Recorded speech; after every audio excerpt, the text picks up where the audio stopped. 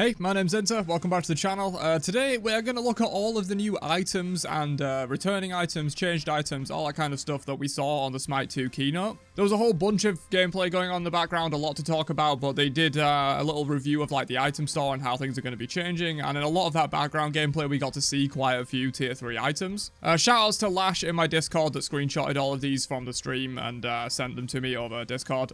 Big thanks for that, and join the Discord if you're not in there already. We have a lot of cool chats in there about Smite and Smite 2 and all that good stuff. So a quick preface, if you're not already aware, the item system and the stat system is going to be changing a little bit in Smite 2. Any god can build any item in the new game, and they will scale off of strength or intelligence or both. So like a good example that they used on the broadcast is that Chak will scale with strength for most of his abilities and basic attacks, but his healing will scale with intelligence. Cernanos was very similar. Cernanos is going to have like strength scaling on his basic attacks and probably his regular abilities as well, but then his ultimate is going to scale with intelligence.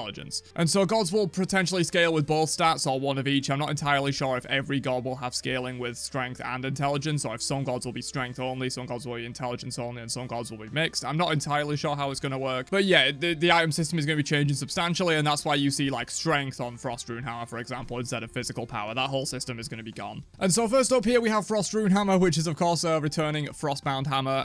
It's going to have that annoying internal cooldown removed. It is just going to be the original Frostbound Hammer. I think the slow is weaker than it was before though. 15%, I think it was like 25% before. But yeah, the permanent slowing on basic attacks is going to be back with Frost Rune Hammer. That's one of the first ones we got here. Next up we have Gladiators Hammer, which is passive. You gain 1 additional strength for each 10 physical or magical protections you have. So this is really cool. I like this a lot. Hybrid items are a big topic in Smite 1 at the moment. It seems like they're probably not going to return, although we'll see with the year 11 update show that's going to be happening today. If you want to see info on that, definitely subscribe to the channel. I'm going to be doing a review of the patch notes and stuff when that drops. But yeah, it's cool to see that bruiser items are going to be returning in Smite 2. Well, it doesn't come with protections and power. It comes with power or strength that we should now be using the correct term. It comes with strength and health, but the passive does give you additional strength for each of your protections that you have. And so it's not quite the same as like the original bruiser items that have protections and power on them at the same time. We'll see with any of these future items. A lot of them I haven't even looked at yet. This is going to be my initial reactions to them.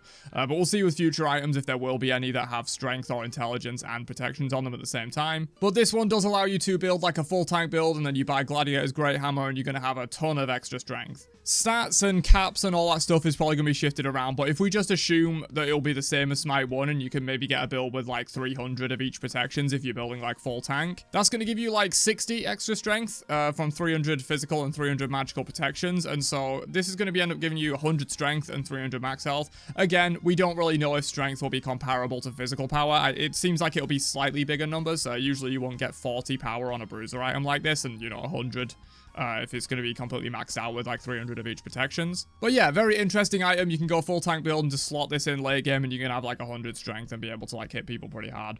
Next up we have another new item. This is going to be Tritons Conch. This is going to give 95 intelligence and 300 max mana with a passive. You and your allies within 8.8 meters. That's a very weird specific number, but yeah, within 8.8 meters you gain 15 plus 1 per level strength and 20 plus 2 per level intelligence. So again, like Smite 1, we're kind of seeing a disparity between intelligence and strength here. It seems like getting large numbers of intelligence is going to be significantly easier than getting larger numbers of strength. That's how it works in Smite 1 with physical power and magical power, so understandable there. Also, a quick note, obviously the item icons are not finalized here. We have like random tier 1s and like Executioner building into Dawnbringer. These item icons are likely not what's going to be in the full release. This is just like alpha testing gameplay. Next up, Minoan Labris. I don't know how you say that. 20 strength, 200 max health, and active you become CC immune for 3 seconds with a cooldown of 180 seconds. So this is interesting. For those that don't know, if you haven't watched any of my other news videos for Smite 2, relics are going to be completely gone from the game, and on your normal relic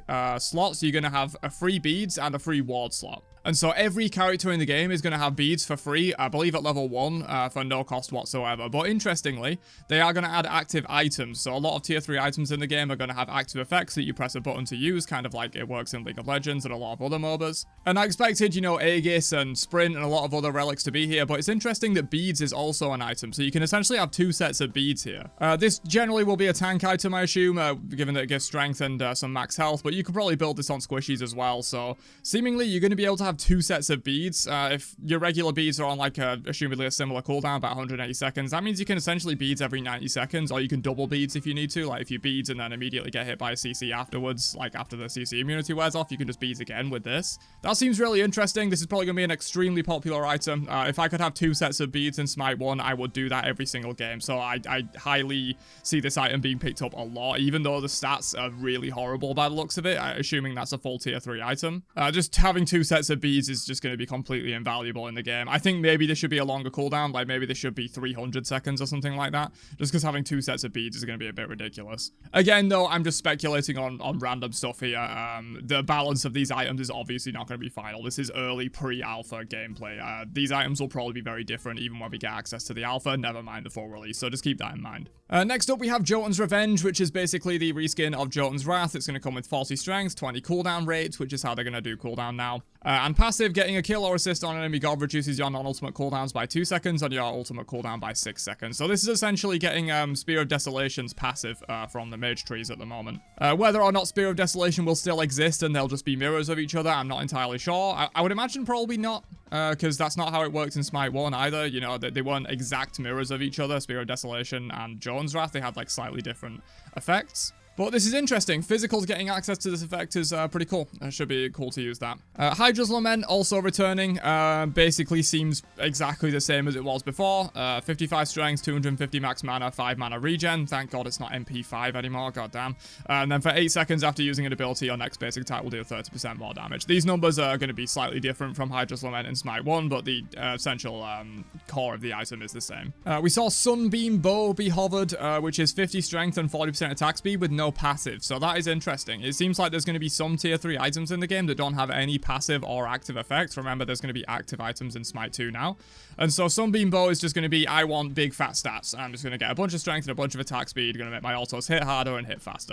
That's the general idea. It could also be the case that they just haven't implemented a passive onto this item yet. Again, it's pre-alpha gameplay. A lot of this stuff isn't like fully prepared and like balanced and ready to go kind of thing. So it's possible this item will get a passive at some point, but the stats are quite good on it. 40% attack speed on one item as well as 50 strength is like really high, so it does seem like maybe there will be some tier 3 items that are just big stat bombs and have no passive. Next up, Kin's Blade. Very simple, it's just a reskin of Kin's size. 45 strength, 25% attack speed, and it seems like they've removed the weird requirement where like it scales up against tanks and does less against squishies. So in Smite 2 it seems like it's going to be a more simplified system like it used to be in Smite. You're just going to deal 4% max health already. Which I think is fine considering that the max health damage is already scaling up against tanks. Do you really need to scale it twice? I don't think so. So I think it's fine to keep the UI simple and keep the game a bit more simple while the item still achieves the exact same thing. Divine Ruin is back as well. No penetration on it now though, which is interesting. 105 intelligence, which seems quite high. Based on what I've looked at here, it seems like intelligence and strength will be 20 to 30% higher than physical and magical power are in the game. So 105 intelligence isn't quite the same as like 105 magical power, it seems. But still quite high on this item. And then 5 mana regen, and then the same passive. Enemy gods damaged by your abilities have 40% reduced healing. It seems like the new additional passives that they gave, like Divine Ruin and stuff, aren't going to be carrying over. But yeah, Divine Ruin no longer gives pen, but it's still very useful as an anti-heal item in Smite 2, it seems. This is interesting though. So Oracle Staff, this is a tier 2 item that's going to build into Divine Ruin. It has a passive that getting a kill or assist on an enemy god restores 25% of your mana, which is interesting in itself. But also, this is a tier 2 item with a relatively powerful passive, but Divine Ruin that it builds into does not have this passive, so that's kind of interesting. I don't know if that's an oversight and they are going to add that passive to Divine Ruin. Maybe that's the additional passive that it has in Smite 1. Maybe they're replacing that with this passive. Or maybe it's possible that some tier 2 items lose their passive when they become tier 3. That seems like kind of bad design in my opinion, so hopefully it's some kind of oversight and this passive will carry on to Divine Ruin. Executioner is back in a ridiculous form, it seems. The base stats are significantly worse than they are in regular Smite. 25 strength and 15% attack speed for a tier 3 item that costs 2,500 gold is not very good, but the passive on successful basic attacks, you reduce protections by 15%, stacking 4 times. That is 60% pen once you've hit 4 auto attacks with the Executioner.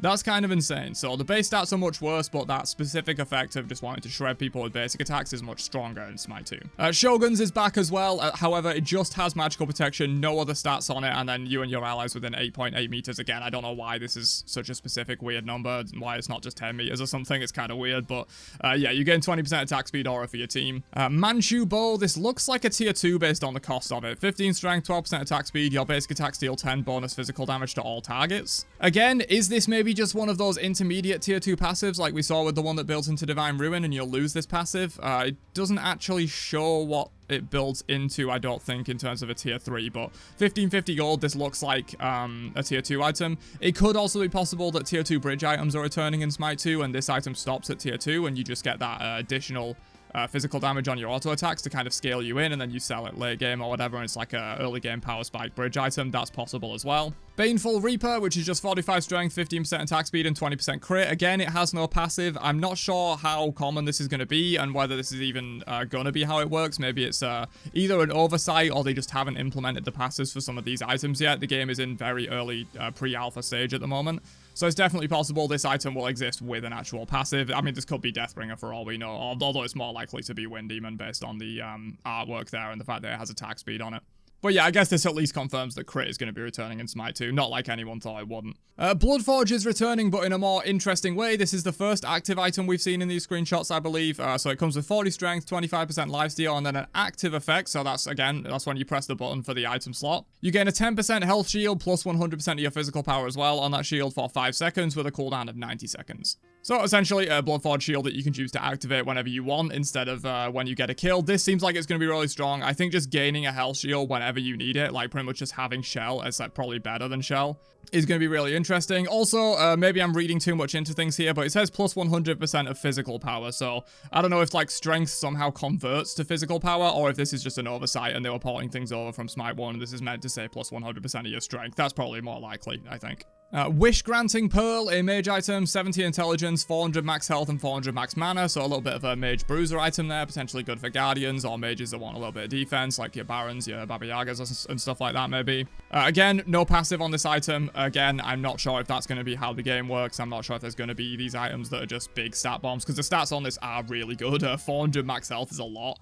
But again, it could just be that the passives aren't implemented for these items yet, and they will have passives in the official game. Braggy's Harp, or Braggy's Harp. 35 strength, 50 intelligence, so this is the first item we've seen that has a mix of strength and intelligence, so any of your gods, like they mentioned in the thing with like Cernunnos, for example, probably not going to build this on Cernunnos, I don't think. You'll probably want strength more on him because his basic attacks will scale with strength, and it's only your ult, as far as we know, that scales with intelligence. But yeah, this is the first hybrid item we've seen that has both strength and intelligence on it. Also comes with 25% attack speed and passive, your basic attack deal 5 plus 2 per level bonus physical damage to all targets. And yeah, okay, so what I said earlier about that potentially being a tier 2 bridge item, it's clearly not. That's what built into this item. Clearly it's got the same passive but slightly better. Bagua Mirror, 110 magical protection and passive. Whenever you take magical damage, you gain 15 plus 1 per level strength or 20 plus 2 per level intelligence for 6 seconds. So another one of these mixed items. It's going to give you strength and intelligence. Obviously if you only use one of these, it's going to be slightly worse, but if you use both of them, it's going to be slightly better. But I imagine you could still use it even if you only use one of the stats. And again, this is kind of basically a bruiser item. It doesn't straight up come with strength or intelligence as well as the protections, but it pretty much does. You know, if you're going to be taking magical damage in a fight from anything, it's going to be giving you a bunch of strength and intelligence. So it basically is the return of bruiser items, it seems, in Smite 2.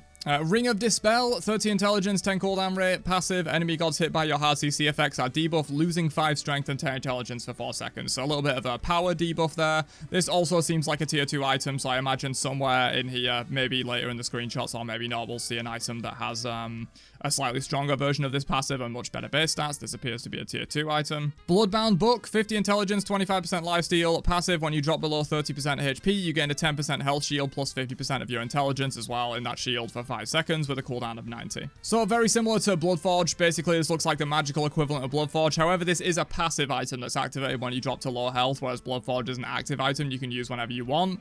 That is definitely going to be a stronger way to do it, the active item version, just as long as you're aware that you're dropping on low health, which I think everyone is. You just be able to press that button Shogun, and essentially it does the same thing, but better, because you can use it if you're high health as well and just want to, like, dodge some damage. But that appears to be all of the items that we saw in the keynote showcase. I'm sure there'll be more info coming out pretty soon about, like, the item system and Smite 2 and stuff like that.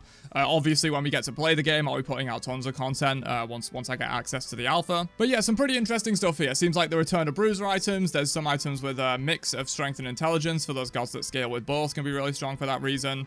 And seemingly some items that might not have passives, or they might just not be implemented yet. We'll see. But yeah, hopefully you guys enjoyed this video. Just thought I'd bring you a brief look at some of the new items that we're going to be seeing in Smite 2 and some of the returning items that are similar, maybe slightly different in the new game. What do you guys think about these items? Any of them look broken to you? It's way too early to be speculating on that, but yeah, let me know down below, and I will catch you guys in another one later on. Have a great day, and peace out, you nerds.